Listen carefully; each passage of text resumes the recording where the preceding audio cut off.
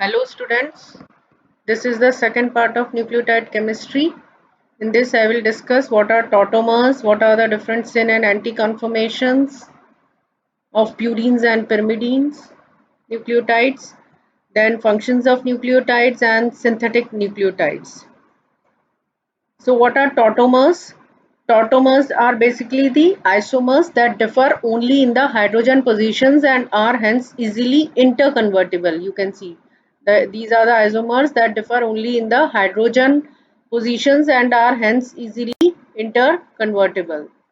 These are the keto and the enol forms, and these are the amino and the imine forms. Heterocyclic rings of both purines and pyrimidines have oxo and amino functional group. Oxo and amino functional group. Therefore, given base can exist in two tautomeric forms: lactim form, that is the keto form, and lactim, that is enol form. So this keto-enol tautomerism in this NHCO group forming part of purines or pyrimidine rings can occur in two forms.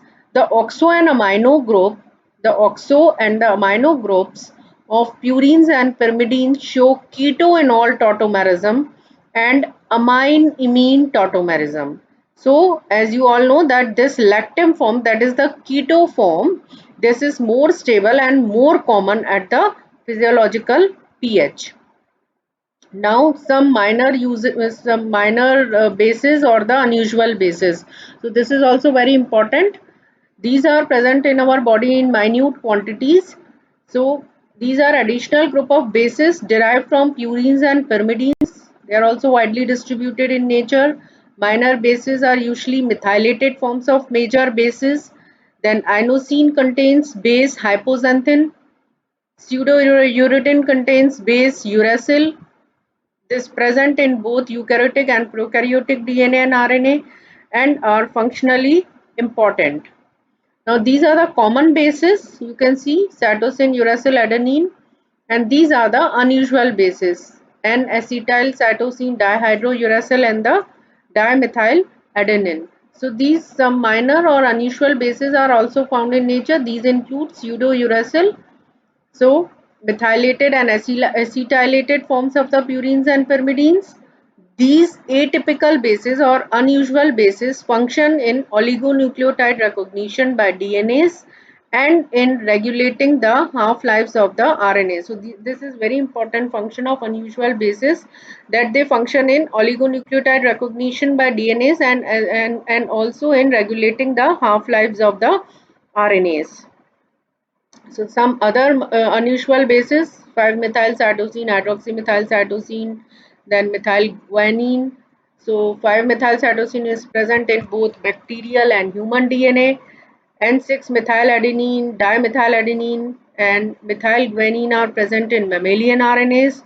5-hydroxymethyl cytosine are present in both bacterial and viral nucleic acids. So now you need to know other important structures, because later in the metabolism you should know the structure of hypoxanthine, xanthine, and uric acid. These are the products that are formed in the degradation of purine metabolism. So these are hypoxanthine and xanthine. So the enzyme, very important enzyme, is there, that is xanthine oxidase, from that converts hypoxanthine to xanthine, then xanthine to uric acid. Also xanthine oxidase is required. This is an important enzyme of degradation of purines. So hypoxanthine and xanthine are the metabolites of adenine and guanine. So now how you will remember this? You already know the general structure of a purine. Then hypoxanthine is 6-oxopurine, so you have to substitute the oxo group at the 6th position. Then xanthine, it is 2,6-dioxopurine, so second and 6th position oxo group is there, so it is xanthine is 2,6-dioxopurine. So besides the common bases, you should know the structure of this also. This is important. Uric acid, it is 2,6,8-trioxopurine, 2,6,8 trioxopurine. So oxo group is there at the second, sixth, and the eighth position. So uric acid, you know, later we will study in the purine catabolism. This is the end product of purine catabolism, and they occur in free forms in the tissues. Now the basis of pharmacological importance. So now these are the xanthine derivatives. Okay. So three xanthine derivatives. These are the methylated heterocyclic bases of plants. These are xanthine derivatives basically. So xanthine is 2,6-dioxopurine. So first we will make the structure of xanthine, that is, you already know the general structure of a purine. Okay, then we are saying that as these are xanthine derivatives, so you need to put oxo group at the second and the sixth position. So as you know, it is xanthine is, just now we saw xanthine is 2,6-dioxopurine. So easily you can remember hypoxanthine 6-oxopurine, xanthine is 2,6-dioxopurine, and here uric acid is 2,6. Now if you if you learn this in the same order, it will be easier for you to remember hypoxanthine, xanthine, and uric acid. So in the degradation also it is like this, that xanthine is formed from hypoxanthine with the help of an enzyme xanthine oxidase. In detail we will study this in the purine catabolism.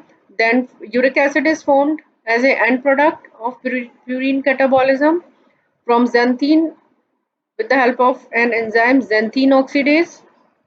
So as I already told you that these are the methylated heterocyclic bases of, these are basically the xanthine derivatives. So theophylline, this is present in tea, is used therapeutically in asthma. So in this 1,3-dimethylxanthine, theophylline is 1,3-dimethylxanthine. Okay, you need to substitute the methyl group at the first and third position. Then caffeine is 1,3,7 trimethylxanthine. So caffeine is present in coffee. This elevates intracellular cyclic AMP level. Then third is the theobromine, that is of cocoa. Theobromine is found in cocoa. It is a diuretic, heart stimulant, and vasodilator. So how you will remember this? You just write down in the same order theophylline of tea, caffeine of coffee, and theobromine of cocoa. So theophylline is 1,3-dimethylxanthine, caffeine is 1,3,7-trimethylxanthine, theobromine is 3,7-dimethylxanthine. So you can easily learn this 1,3,1,3,7, and theobromine is 3,7-dimethylxanthine. So in the same order you will learn these structures. These are very important. These also come under the basis of pharmacological importance. Then always a short note on this can be asked: syn and the anti-conformation of the heterocyclic N glycosides. So as you all know, as you have read in the first part of the nucleotide chemistry, that this is the N glycosidic linkage. So this N glycosidic linkage, or we can say the syn and the anti-conformations, they differ with respect to orientation about the beta and glycosidic linkage. So syn, as the name suggests, it means that both base as well as sugar, they are on the same side of the N glycosidic linkage. So basically there is no freedom of rotation about this bond, about this N glycosidic bond we can say. And when this base and sugar, they are on the opposite side of this N glycosidic linkage, it is the anti-conformation. So now it should be clear to you, syn means same side of the N glycosidic bond, anti means opposite, that is when base and sugar, they are on the opposite side of this N glycosidic bond, it is anti-conformation. So both exist as non-interconvertible conformers. Both syn and anti-conformers are non-interconvertible conformers, exist as non-interconvertible conformers, only can be converted by cleavage and reformation of glycosidic bond. Both occur in nature, but anti-conformers predominate and participate in DNA base pairing. Now, the most important part of this is biological functions of nucleotides. Always a short note is asked on this topic. This is very, very, very important for the university exam. So, you can learn these functions. As you all know, nucleotide, it is the precursor or building block of nucleic acid, that is DNA and RNA. They are not just the monomers of nucleic acids but also play a role in various biological functions. Nucleic acids are concerned with the storage and transfer of genetic information. Then you have read in different metabolisms that ATP, ADP, AMP, they all function as allosteric regulators and participate in regulation of metabolic pathways. For example, this is one of the example I have given, that hexokinase is allosterically activated by ADP but inhibited by ATP. So all these nucleotides, they act as allosteric regulators also, and they participate in regulation of most of the metabolic pathways.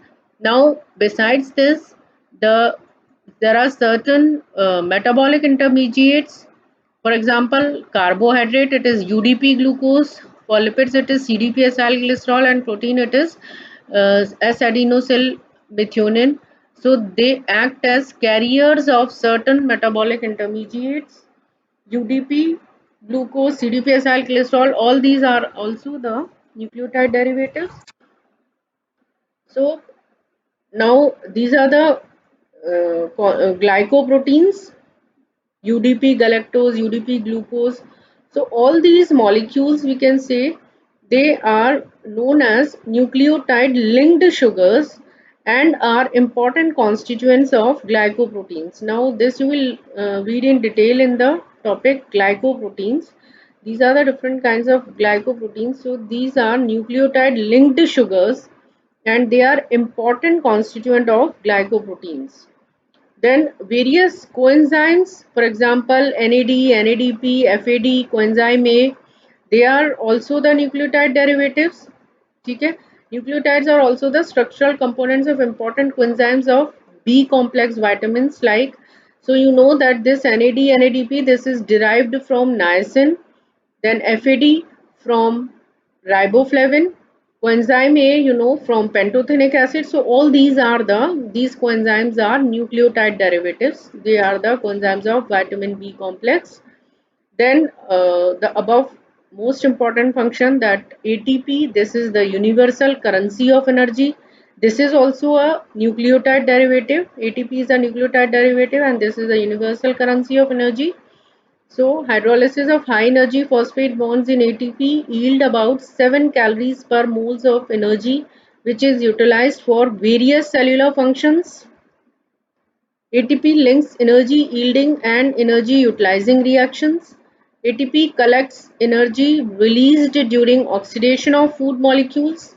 Energy captured in the third phosphate group of ATP is then used in biosynthetic reactions, for example, protein synthesis and processes like active transport and muscle contraction.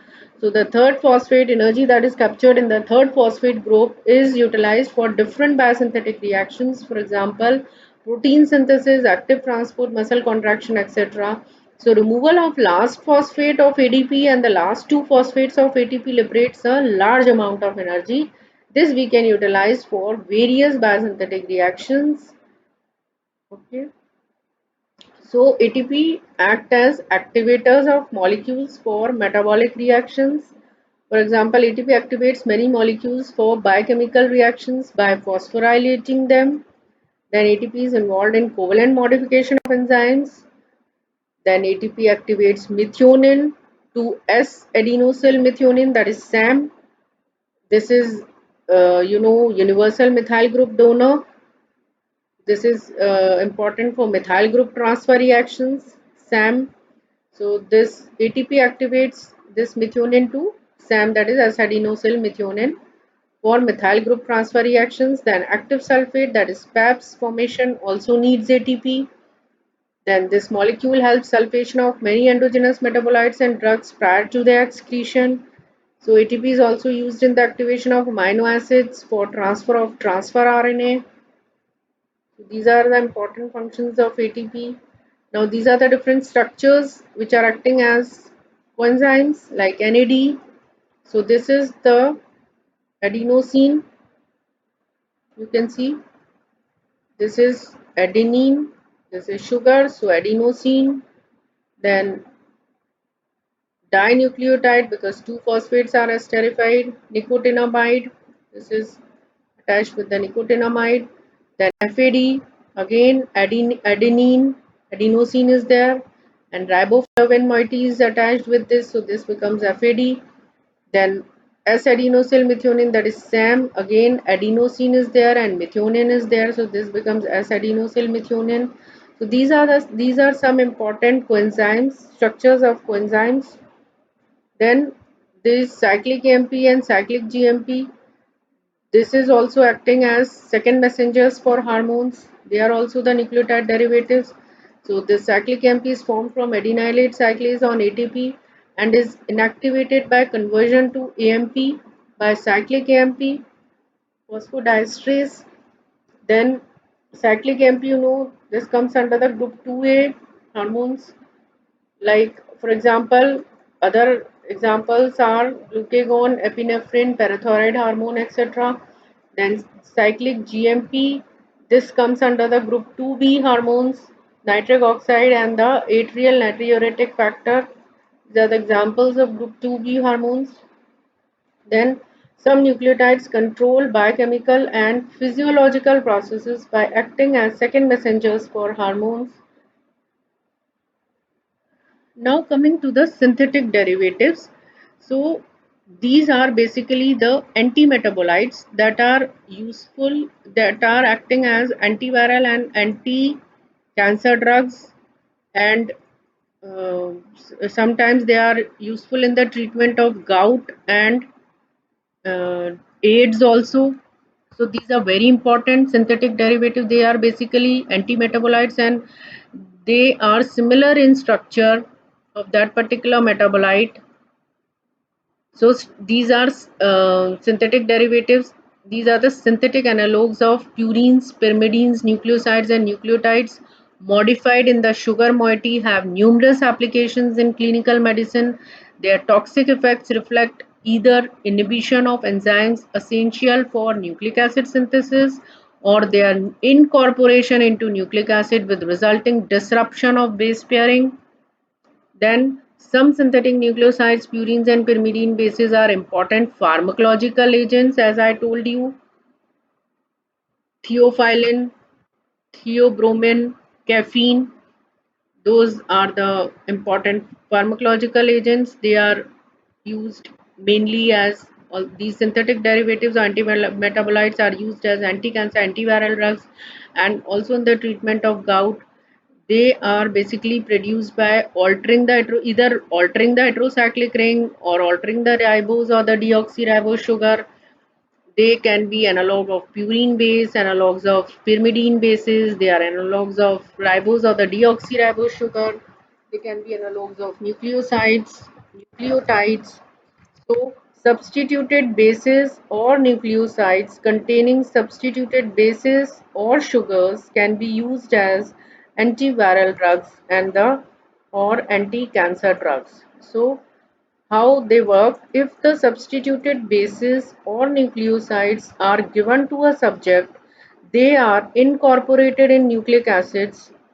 DNA containing these abnormal bases or sugars cannot be replicated and this prevents cell division. So these structural analogues, we can say, they are similar in the structure. So when DNA contains these abnormal bases or sugars, we can say this cannot be replicated and this prevent the cell division. This is how they are helpful as anti-cancer drug. So therefore several substituted bases and nucleosides are used as anti-cancer drugs to prevent the uncontrolled proliferation of cells. Some are used as antiviral drugs to check the multiplication of viruses. So some of the examples of anti-cancer drugs can be Synthetic bases and nucleosides that are used as anti-cancer drugs are 6-mercaptopurine, 6-thioguanine, 5-fluorouracil, 5-iododeoxyuridine, cytosine arabinoside, adenine arabinoside. Now they are structurally similar to the biologically important nucleotides as they are similar in structure. Therefore, they are incorporated in DNA, which leads to defective DNA synthesis by inhibiting the cell growth and proliferation. 6-MP, it is the structural analog of inosine. 6-thioguanine, it is the structural analog of guanine. Then 5-fluoro, structural analog of thymine, it inhibits thymidylate synthase. Cytosine arabinoside, it is basically cytarabine, the chemotherapy that is given in acute lymphoblastic leukemia and myeloid leukemia. So this is also antimetabolite that act as a pyrimidine antagonist. Now these are the some structures of synthetic analogs that are used in chemotherapy. So now few structures you can easily make. As you all know, the structure of uracil. Uracil is 2,4-dioxopyrimidine. So 2,4-dioxopyrimidine. If you make the general structure of if you make the structure of uracil, and if you add, as it is 5-fluorouracil, if you add fluoro at the fifth position, you can easily make this structure. In the same way, 6-mercaptopurine. So you have to make the structure of purine, general structure of purine, and SH is substituted at 6-mercaptopurine. Then thioguanine, so thio group is there. Again, guanine, this is the structure of guanine, and at the sixth position, thio SH group you have substituted. So in the same way, you can make these structures if you know the general structure, if you know the numbering, if you know the other names, so you can easily make these structures. So this allopurinol, it is the structural analog of hypoxanthine and is used in the treatment of gout. How it is useful? This we will study in the purine metabolism. So this is used in the treatment of hyperuricemia and gout. This basically inhibits purine biosynthesis and xanthine oxidase activity. So this is all about in this video. This is the second part of nucleotide chemistry. Now in the third part, I will be discussing purine biosynthesis. Thank you. If you have any doubts, you can share me in the comment section. Thank you.